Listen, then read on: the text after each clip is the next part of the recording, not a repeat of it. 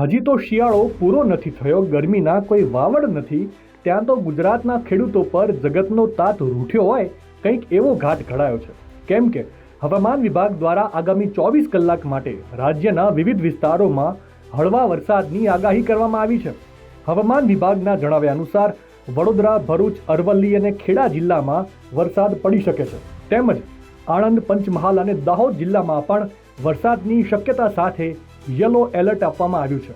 ખાસ કરીને આગામી 24 કલાક મધ્ય ઉત્તર ગુજરાત માટે ભારે સાબિત થઈ શકે છે. કેમ કે હવામાન વિભાગ દ્વારા આગામી 24 કલાક મધ્ય ઉત્તર ગુજરાતમાં વીજળીના કડાકા સાથે વરસાદની આગાહી કરવામાં આવી છે.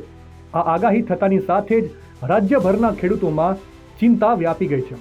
ત્યારે હવે મેઘ મલ્હાર થાય છે કે ઇન્દ્રદેવ રાહત આપે છે, એ તો જોવાનું રહ્યું. આ બાબતે તમારો શું પ્રતિભાવ છે? કોમેન્ટ કરીને જરૂરથી જણાવજો.